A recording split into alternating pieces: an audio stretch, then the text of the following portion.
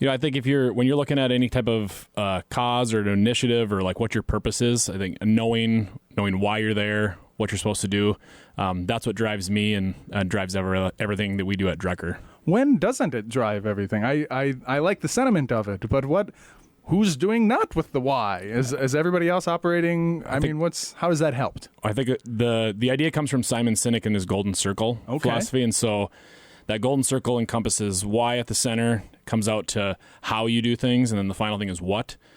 A lot of people talk about what, what it is that you're doing, and that's an endpoint that can always be moving and changing. How is maybe a little bit more important. It's getting a little bit closer to the core. It's more logistics. Yeah, it's proprietary process or the core values of how you move through things. But why really gets back to that centered mission. What puts you there and why you're there to do it. Statement of values, reasons, purposes. Yeah. Wow. Welcome to the show. This is the show where we talk about the extraordinary people who define our north of normal metro. I'm Conrad Fargo, and this is the Fargo Five. Today we have Mark Bjornstad, the owner, the founder, one of the co-founders of Drekker. Mark. Thanks for having me, Conrad. This is fun to be here. Yeah. Well, Quite an honor. It's fun to have you. And what I would like to do is for you to, because, people know Drekker and they know that, but they have no idea what it's like to be an owner of, the biggest in Minnesota, you were telling me, in all of Minnesota. What's your day-to-day like? What is it that you do day-to-day, week-to-week? Yeah, at Drekker, so I'm the president, one of the co-founders and co-owners. For me, I just get to pinch myself every day that we get to live out an awesome work, an awesome job. We're surrounded by awesome people at the brewery, and my day is always changing. Crazy stuff going on, but what I focus on really is setting the course for what our big ideas are, where we're going, and how we're going to live out our core mission, which is to create experiences and destroy expectations.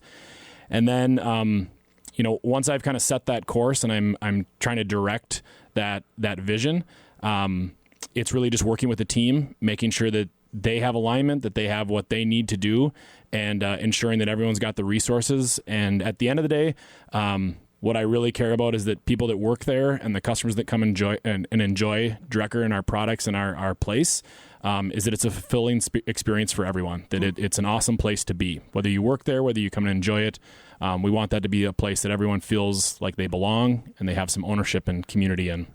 I talk to a lot of bootstrappers, and their day-to-day is something that happens a lot in their house. Sometimes they go to their office. Somebody at your scale, where you are doing a statewide, region-wide, when you tell me that you're setting the goals, I understand the importance of that. But what does that actually look like for you? Is that something that's happening on your own time? Do you have a staff? Are you, when you say here, where's here? You have so many locations, right? Or what do you have as far as places that you're going week to week? Sure. Well, as far as a place, obviously we're headquartered in Fargo. This is our home. So, I'm often in either the brewery or Brewhalla, one of those places, or running around town, meeting with partners, other people in the community. But also we distribute beer to 34 states, internationally to the EU, the UK, China, across Asia and Scandinavia. So I also spend a lot of time visiting those markets, meeting with wholesalers, meeting with retailers and partners out in those areas. So the place is kind of always changing for me. Yeah. There's no day-to-day grind for somebody at your scale because you're just so spread out and you've got so many things going on. Obviously, it wasn't always that way. I think it was always that way. Okay. We always had a lot of irons in the fire, but I think one thing that's different now is that we have almost around 80 employees, and that makes it so.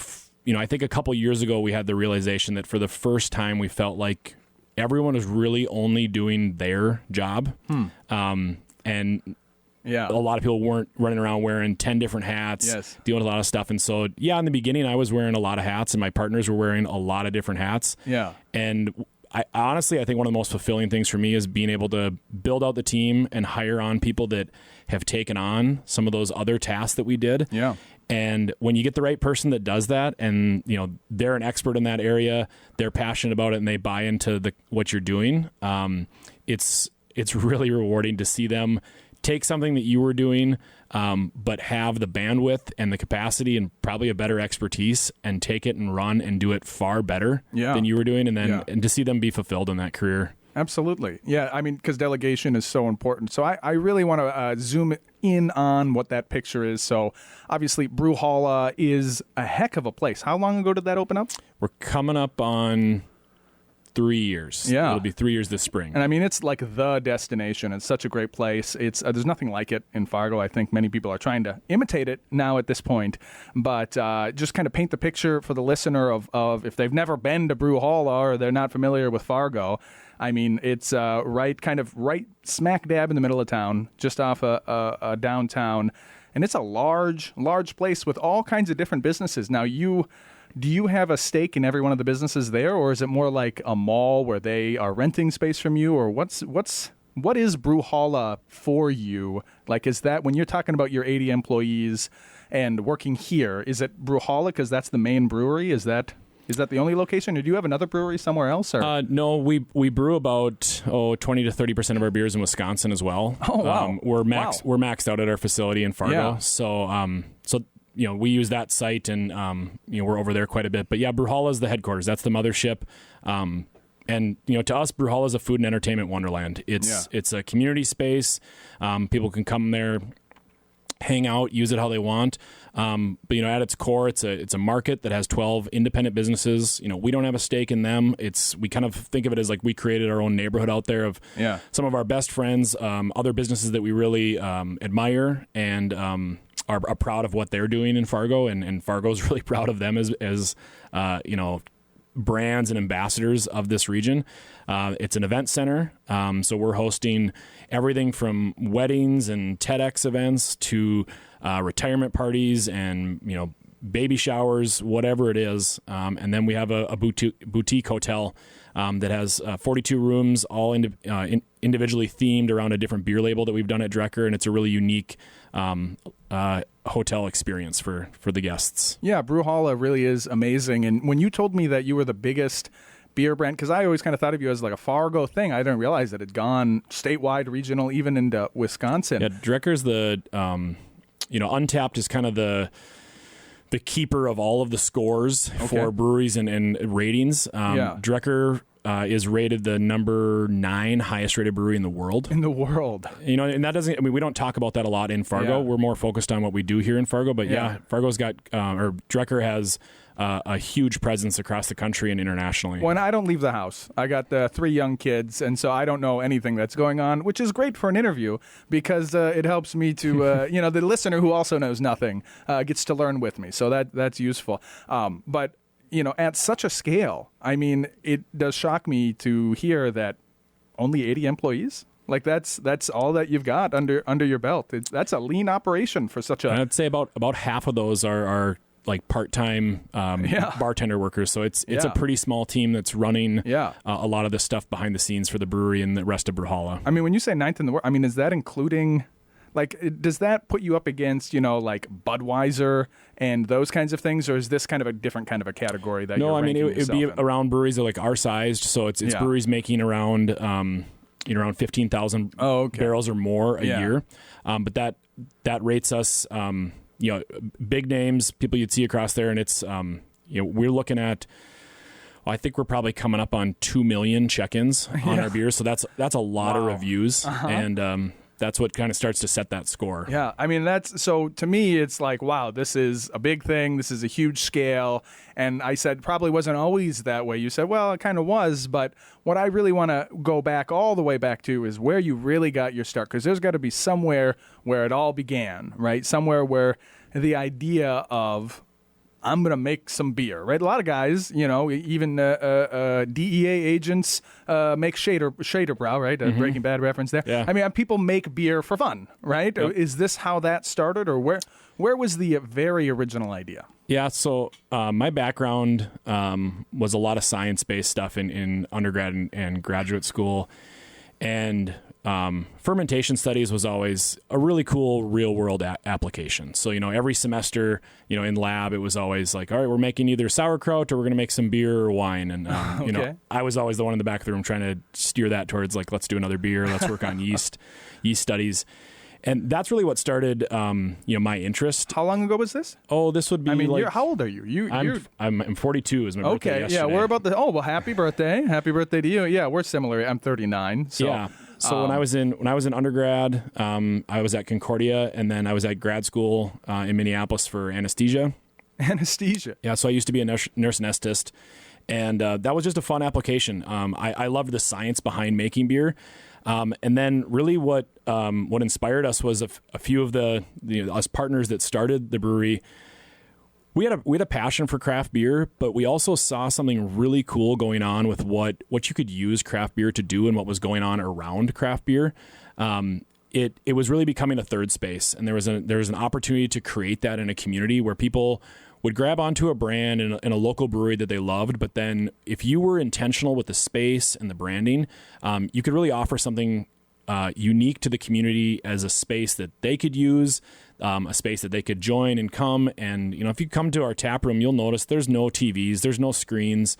We're really focused on making those genuine human moments. And we think that something really special happens when you've got a pint of inspiring, world-class beer at the center of the table, that we're there to put that there and then catalyze the moments that come around that, whether that's celebrating closing a deal or friends getting together and talking about old memories.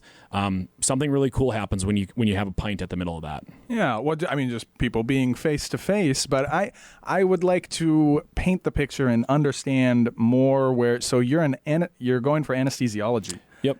Are you a doctor? Are you in fact a doctor? You were on your way to the doctor. No, a nurse anesthetist is a nurse that goes on to graduate school and specialty anesthesia training and then practices anesthesia. And so that's what I was doing. And we started this really kind of as, for me, I was never really planning to leave anesthesia. Yeah.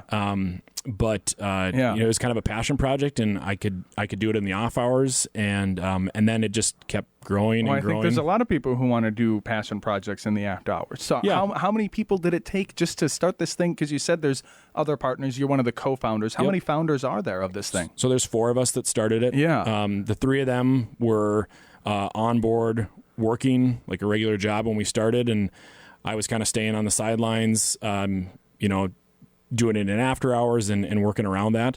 And then it just kept growing and growing. And about the time that Brewhalla came onto the dream board, I was getting a little burnt out on, working 100 plus hours every week. 2 separate things, and, right? it was frustrating to have my attention split.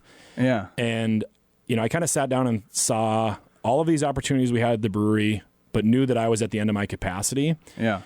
So it was a moment for me to kind of look back and say, like, all right, what do I want to be doing? Where am I going to put my passion? I've done both of these for 7 years together. 7 years. And I made down a list on, my career, what I wanted out of healthcare.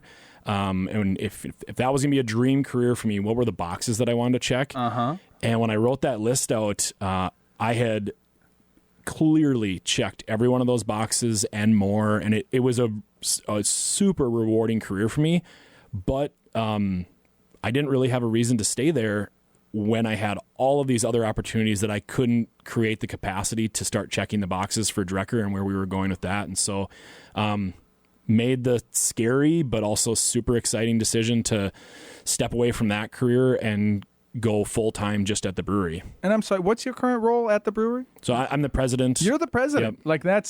So there's nobody above you anymore at the brewery. Well, I mean, we don't run it really as a hierarchy. Sure. Well, I mean, but, somebody's got to be the executive. Yeah. Right. Like that's how these things. Did you have entrepreneurship background before that? So it is. I mean, university, the academy, the system, a licensor world where they're like, here's a license. Now you're the only one who can do this job. That's kind of a pipeline kind of a thing. Whereas starting something from the ground up, I mean, totally from the ground up, that's how this Drekker thing is, right? We have no investors. Other than your other founders, and, right? I mean, they're not investors. They're partners. We all worked there. Everyone that owns Drekker works there day to day.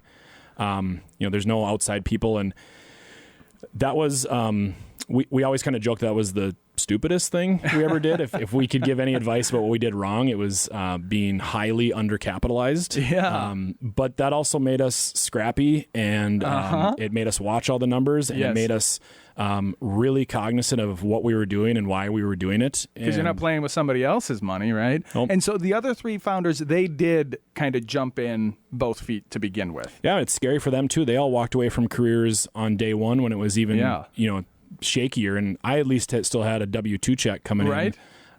But yeah. And I think there's a story there where those three came in full time, and they, and you were doing it, almost part time or in spare time or with double time. And then as time went on, you became the president. Are you guys all taking turns being president, or how is it that it came to be you being the president? Like, what is it about you that does that? What's the why there? Yeah. Well, that's, my personal why for why I show up at work, or really why I've done anything in my career, is to be a part of something bigger than myself.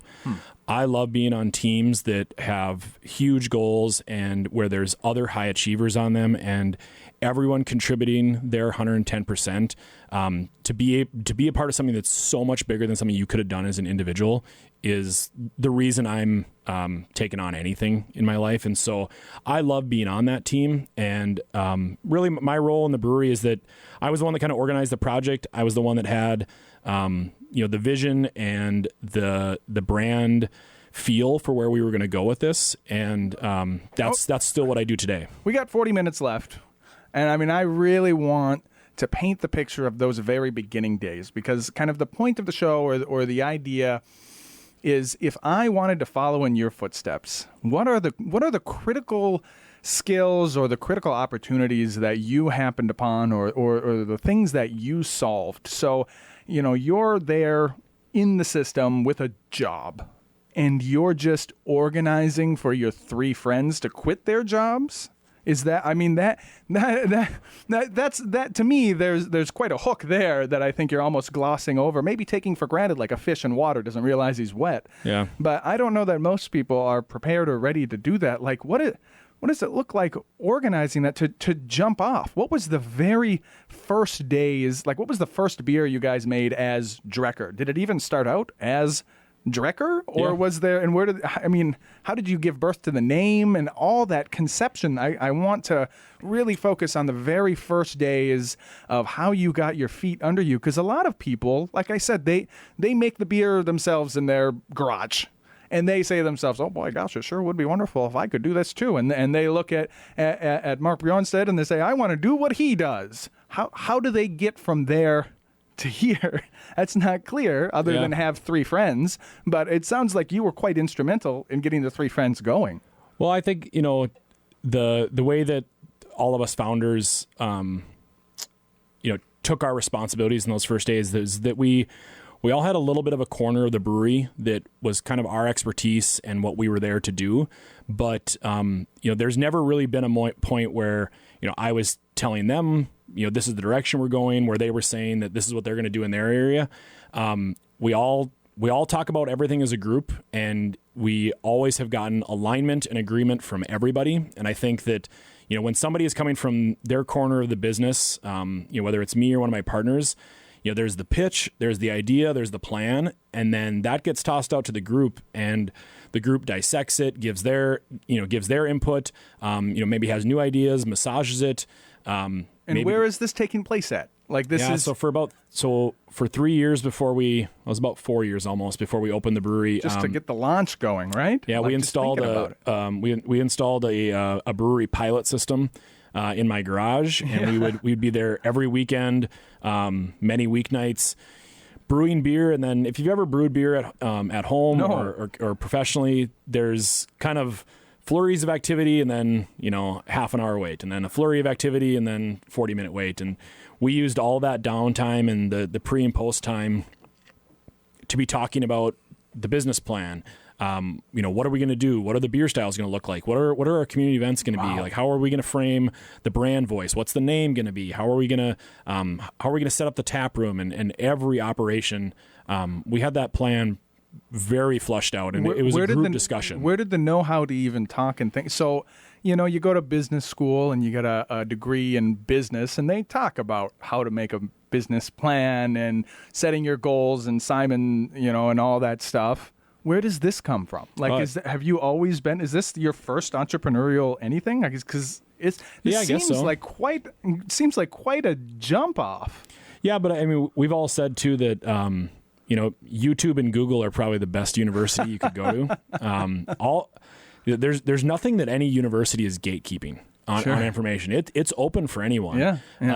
It's just the determination to go out and find it and teach it for yourself, and it's probably not the most efficient way to do it, but you know, the only way is through, and we went and figured it all out for ourselves. And where were you living when you were first studying that? You were back in Fargo, or we're back in Fargo. Okay. Yeah. And whereabouts in Fargo? Like what neighborhood? At that time I was living in North Moorhead. Yeah. Okay. So you were in Moorhead in like an attached garage in your house, just hanging out with 3 friends. How did you meet these guys?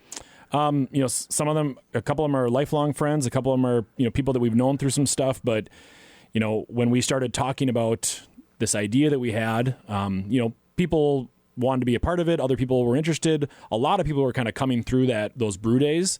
But it was really the 4 of us that kind of ended up being the 4 that really wanted to take this thing on. And we all felt like we had a skill set that was necessary that complemented everyone else. And that's how that group became what it was. And so when did you actually when did you pull it out of the garage, and what was that like? Because that had to be, I mean, gosh. So you say no investors. Did you take like a loan? Did you get a business loan to do this kind of thing? Yep. So you guys all signed on the dotted line and purchased or leased, or what did that even process look like? Yeah, well, I mean, we joke that really what made us take the jump was that we got evicted from my garage.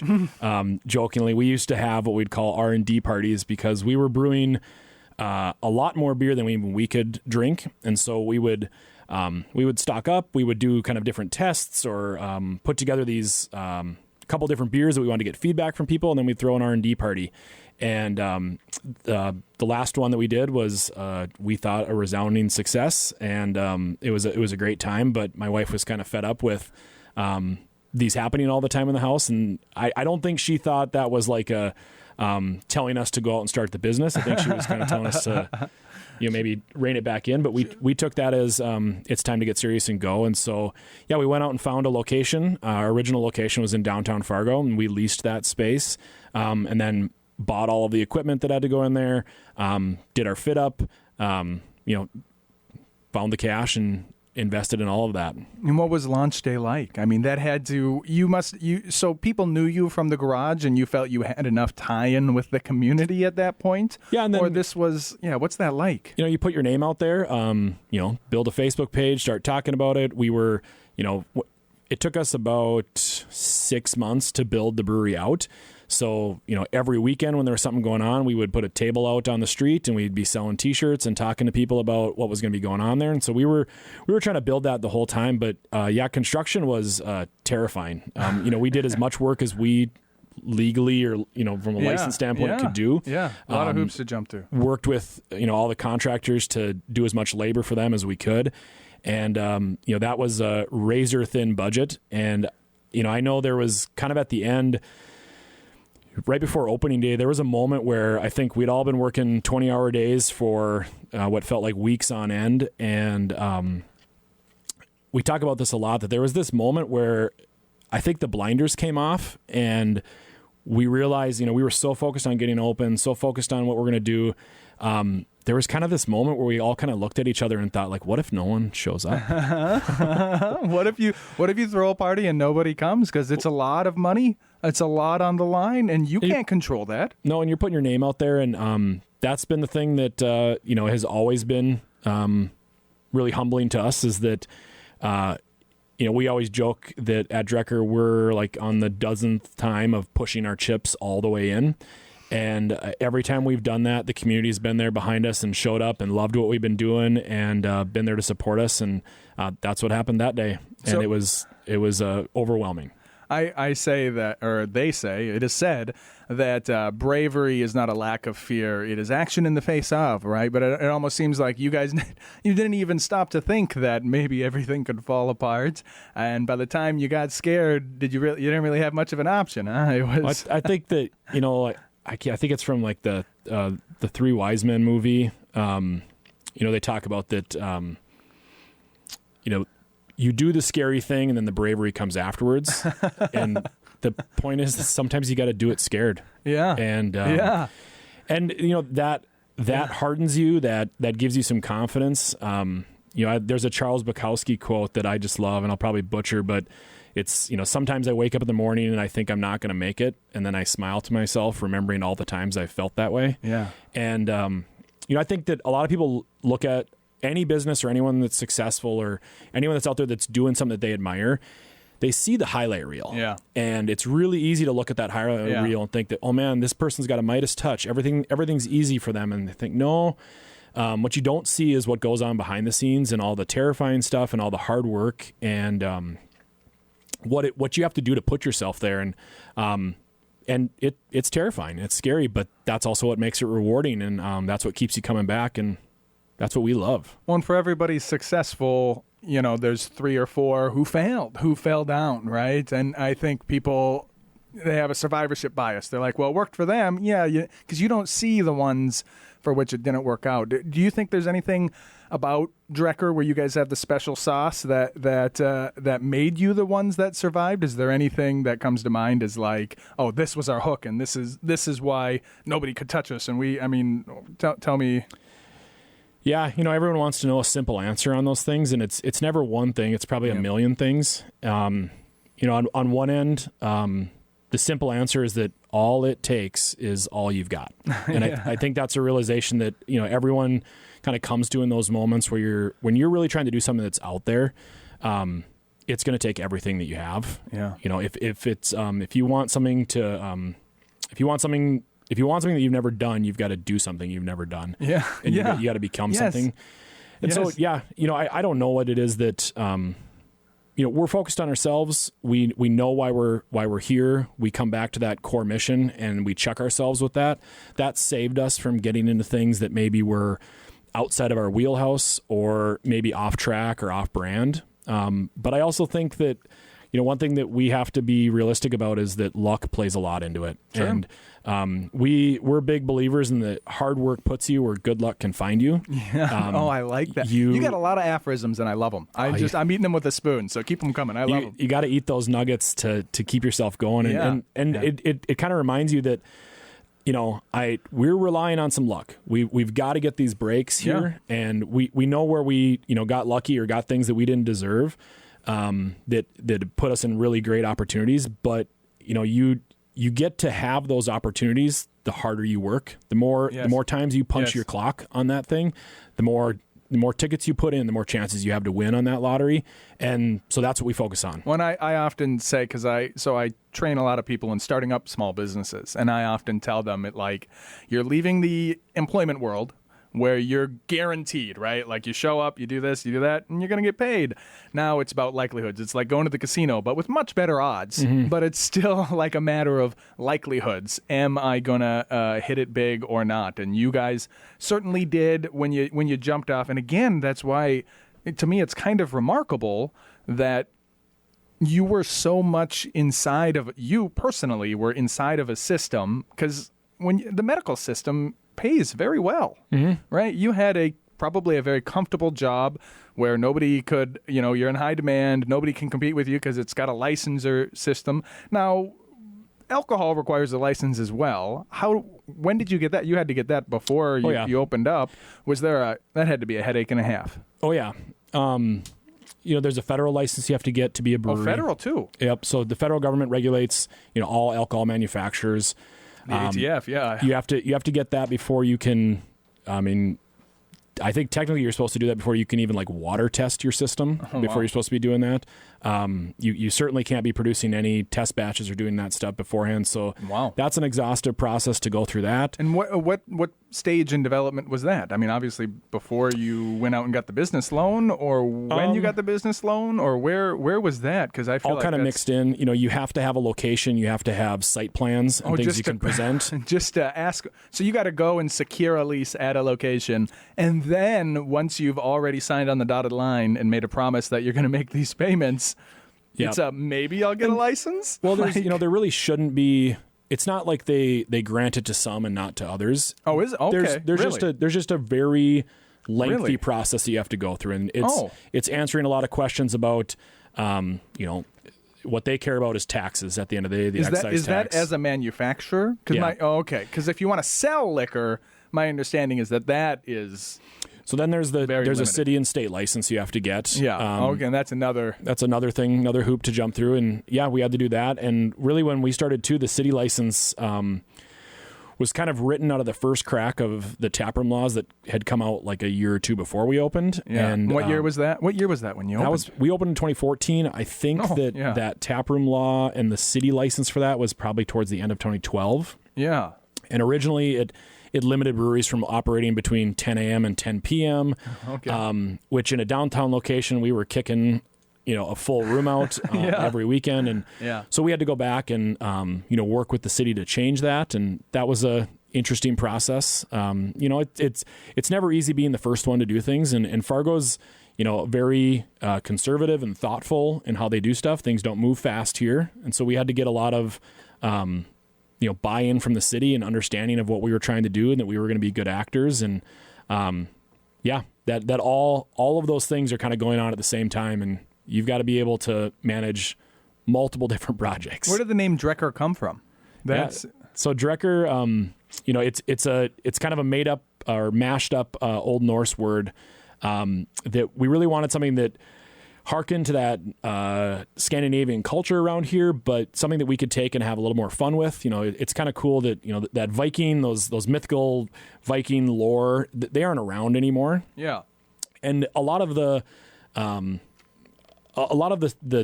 talk and the culture around Vikings is very historic and very literal. And we wanted to take it and kind of run into this whimsical world. We wanted to mash that up with our love of death metal gig posters and skateboard decks and all that stuff. And so we really saw this cool brand mashup that we were going to do. And that's what we were looking for, something in that space. And really what we came down to was that Drekker, the way it's written, is the Old Norse word for the verb to drink. And in current Icelandic language and around Scandinavia, it's the verb for what it means to go out and drink with your friends. And to us, that is what made it perfect, because that's the whole reason we're here, is to create those experiences and catalyze moments where those pints get raised together. All these aphorisms and this Simon stuff, did you also learn that very in the beginning, or has that been as you've been going along? You've just kind of each step you're running into and you're like, oh boy, and then you read something, you're like, okay, I'll hold on to this. Like that. Again, I think they're useful, but is it something that you had? I'd love to think that we had a lot of that figured out before we started, but we're continuously learning and adding to ourselves. And we knew we needed to have really that anchoring in why we were there. Yeah. And we've always relied on, our core values and how we do that stuff. But as the years go by, we find, every year we find more opportunities to double down on that and learn and kind of reinvest in that area of what we're doing. I always say that, the real value. Have you ever read Stephen Covey and First Things First? Mm-hmm. That book changed my life when I was in my mid-20s, because his thing is that you can only get so much faster. You can only get 10, 20% faster, and the real speed comes from cutting what doesn't matter. And that's why the values and the why is so gosh darn important, because only if you understand why you're doing things can you look at your list of opportunities and then cut off things, that maybe you would like to do, but there's only 24 hours, and you're not going to find that 25th hour. Good. It kind of comes back to that 80-20 principle. Okay. Have you heard that one? Yeah, that 80% of your outcome is going to come from 20% of your inputs. Oh, sure. And if you can figure out what those things are and cut the 80% that's really not generating much without for your you. values, because like, what does it mean to generate? Everybody thinks in dollars and cents, and I want to push the button that makes the most money, but at the end of the day, you need those values so that you can understand what you're going to get the best result from, right? What I'm kind of curious, so obviously, inside of your values was the job you had, and that was something that you had to kill in order to grow the 20% that you wanted to do, the Drekker thing. Has there been any other projects along the way? Maybe baby. Sometimes they say you gotta get rid of your own baby. Is there been anything that you've had to abandon that maybe you miss or you wish you could pick back up or not? I would say there's not really anything that we were that we actually started doing that we had to get rid of. Okay, there were a lot of things that came to us as opportunities. Yeah. Maybe some focuses on beer styles or on a portfolio that a wholesaler wanted us to have. And we agreed that there was a lot of market for that there would be an opportunity. But when we kind of looked at, is this us and is this something we should be doing? We could never make sense of some of those things. And it really felt like this might be a short-term win. And I think if we're successful and we nail what it is you're asking us to do, we kind of thought that would change us and we won't be who we want to be at that endpoint. And if we lose that, then we're rudderless. But because you had it so solidified in who you are in the beginning part. But and here's another. I'm all about aphorisms. You and I probably annoy the heck out of my wife because all I do is talk aphorisms. Another one, and this is from Good to Great, is try a lot of things, keep what works, right? Sure. So that's where you only keep what works by killing off a lot of the things. But it sounds like everything you guys have tried, you get to keep. Is that kind of what you're telling me? Because I'm asking.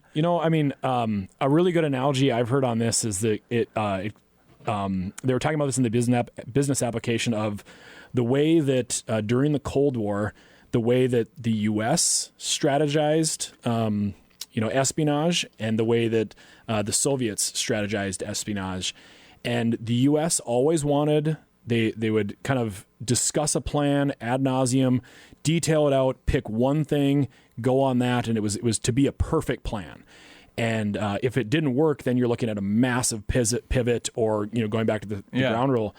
The Soviet plan was to seed hundreds of different ideas, see which ones were getting traction, focus in on a few of them, pour into that, figure out which one of those was the best, and then go to that and kind of always be seeding that. And I think that's something that we've really tried to do is if we could find multiple ways to attack a problem, and if we could kind of let's tease it out. In the tap room, let's try these couple different things. Let's look at this mix on new styles, and we love these things.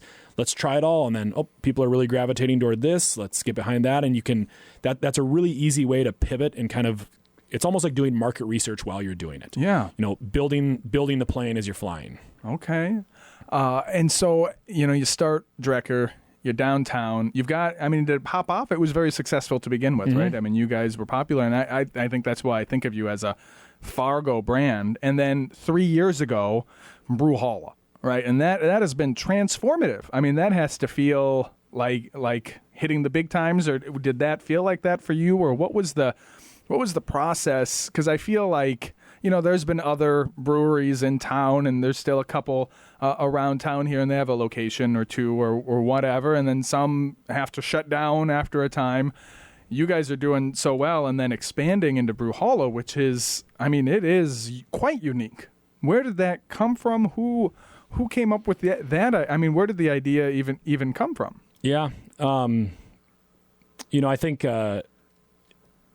growth is kind of an interesting thing, and I think really Brewhalla was unique because it was an expansion of our experience that we wanted to offer to people, and I think it really it opened people's eyes up to what we were doing, where maybe people thought of us as a little brewery that had some cool events going on and stuff, but really didn't see us in all the spaces that we were doing things. And then when we had Brewhalla, that really allowed us this space to partner like we'd always been doing, but partner a little bit in a cooler way with 12 different businesses. And we'd always been doing events and cool little things in the brewery, but now we're blowing it out and doing, huge events and community stuff and weddings and things like that. So to us, it was a small step, but I think it was, it really opened people's eyes, and a lot of the comments we got were like, wow, Drekker is an overnight success. Yeah. We're like, yeah, it's an overnight success. It took us 10 years, 10 years of sleepless nights to get there. And I think that's how it always feels. But, for us, it was very intentional.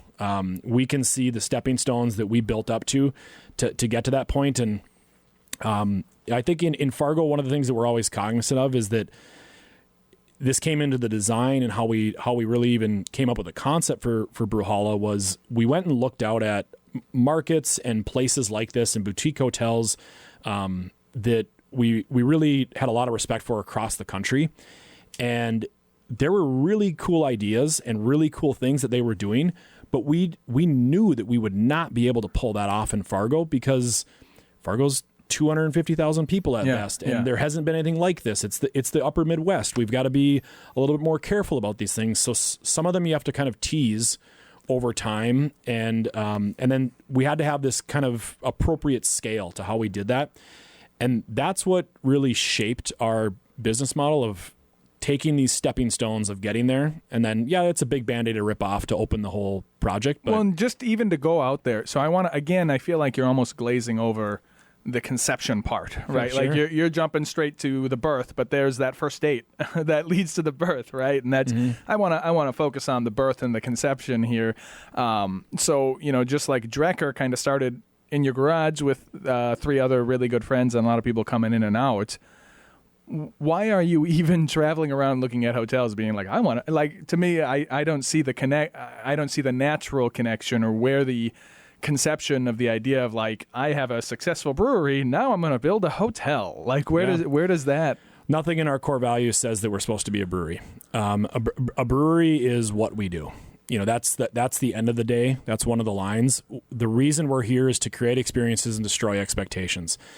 So when we were looking at, for us growth and where we had opportunities, we were getting asked to do a million different things. We had wholesalers on waiting lists to sell beer across the country and across the world. We were getting pushed really hard to triple the size of the brewery. And to us, when we looked at what that would mean to be that size of a brewery, we just weren't confident that really was what we were supposed to be doing. We weren't really confident that we had the skill set to do that, or maybe even the passion to do that. So we went back to, okay, why are we here? We're here to create experiences. And if we're an experience company and we're creating a really awesome experience around the beer and with merchandise and with the events that we do in the tap room, if we don't want to expand the beer, how do we expand the experience? And we went back to the other things that we do as far as throwing cool, unique events like Hot Dish Fest and the Tattoo Festival and Drekker Fest and all these fun things.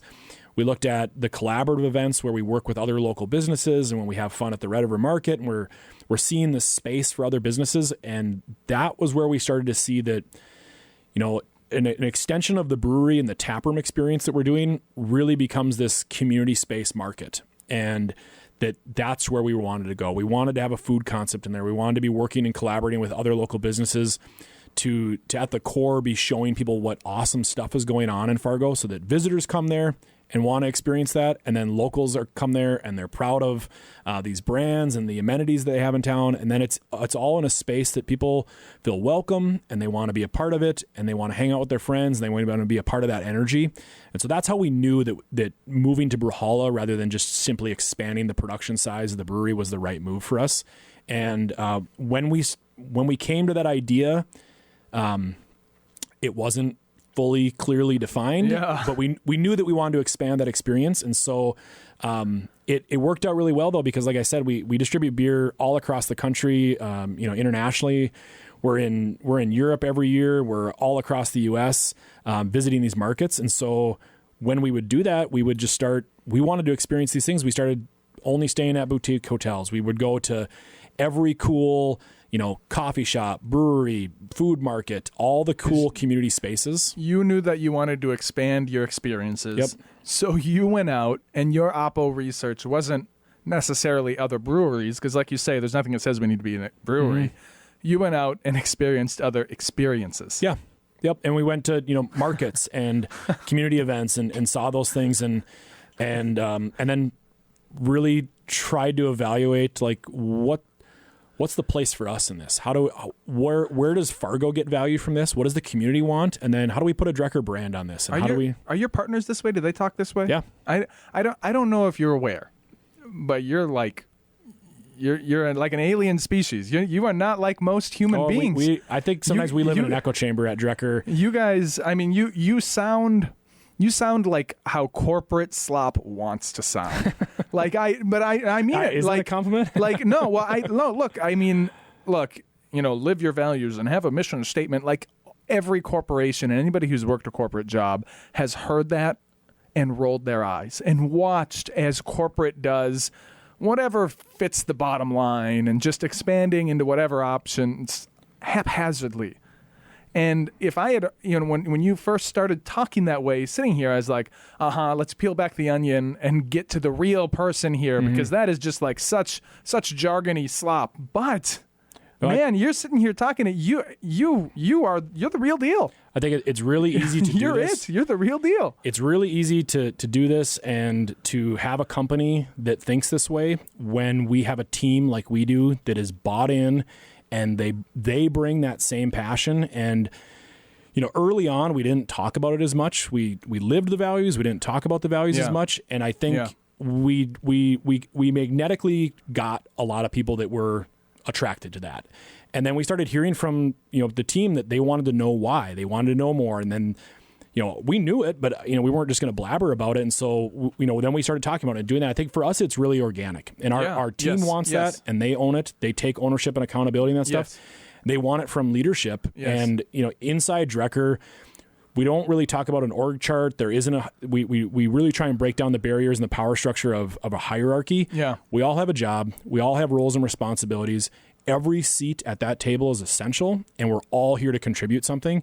And when you have that dialogue and you get to work with awesome people like that, that's when the corporate dream world actually comes to life. It's a two-way street. It has to be bottom down and top up, top down and bottom up at the same time. The word, organic. Yeah. Because you're natural. That's what I was trying to say or articulate is like, no, you're just naturally this guy and that guy because it's all coming out. This is the onions. And when you articulated it as, there's nothing that says we need to be a brewery. Our value or our mission is to create an experience. And again, I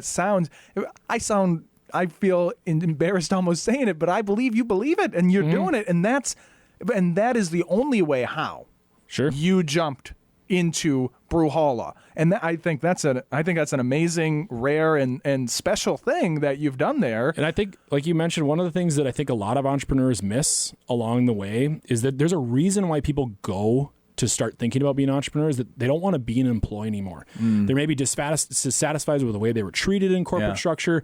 They didn't have any authority or autonomy. They didn't feel like, the top of the company recognized the front line of the company. Yeah. So I think a lot of entrepreneurs get out of that because they hated it. Yes. And then they get back and they create the same thing. And because that's what the roadmap says you're supposed to do. And I think from every owner at Drekker, from every person in leadership and anyone that's joined the company, I think we're all there because we wanted to make the place that we want to be. Not what is the company that's going to create a hierarchy and dictate these things down. We're there because this is the company and the job and the career and the fulfillment that we want. When along the lines did the mission statement of we're creating an experience, like when was that instituted? We had a lot of different versions of that throughout the year, but that's been hammered down for quite a few years now.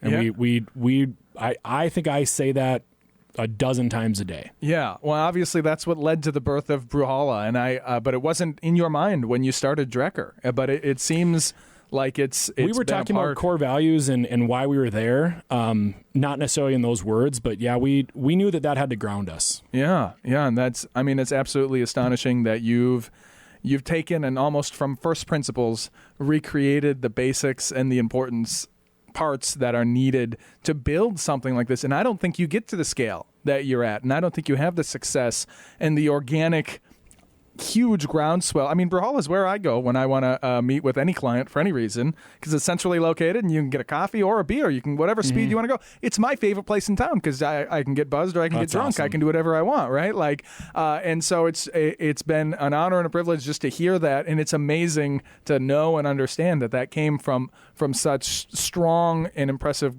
guiding principles. So I think that's about the show there. We are at 50 minutes. It's a heck of a story. I thank you so much for coming. I would like to discuss the music that you chose. So I let everybody pick the song that we leave to.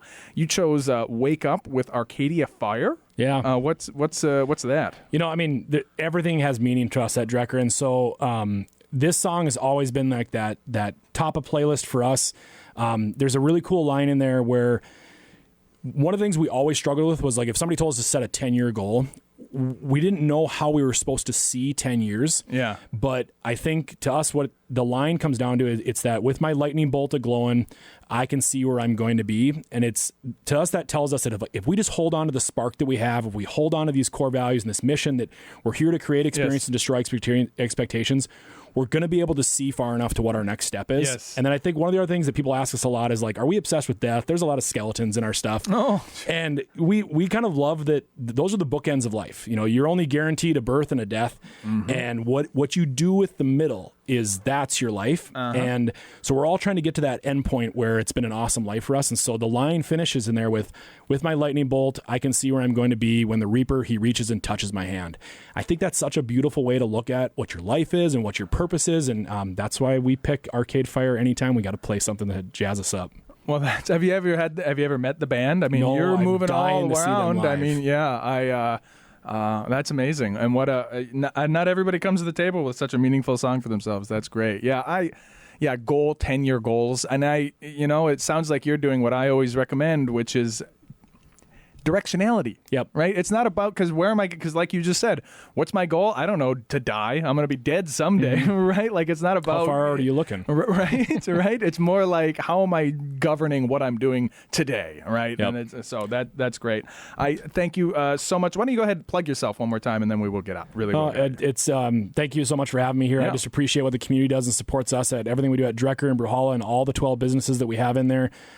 This is an amazing community to be in, and we wake up every day ready to serve it and create experiences and destroy expectations for Fargo. And if somebody wanted to get a hold of you, I mean, do you let people, I mean, obviously you came on my show. I mean, do you often meet with the little people of the community? How should somebody if they wanted to talk to you, how should they get a hold of you? The easiest way is just DM us on any socials. Yeah. Send us an email at info@drekkerbrewing.com. We love hearing from people. Awesome. And of course, I'm Conrad Fargo. You can find me anywhere that you can type in Conrad and Fargo. Mark, there's this little, it's called Amazon.com. Yeah, I think I've heard of it. If you type in Conrad and Fargo, you can listen. You can like, share, and subscribe. You can do it there. You can do it Spotify, YouTube, wherever, however, like, share, and subscribe us. We'll see you next week. Again, thank you so much for coming on. Thank you, everybody, for listening. And we'll see you all next week. Goodbye.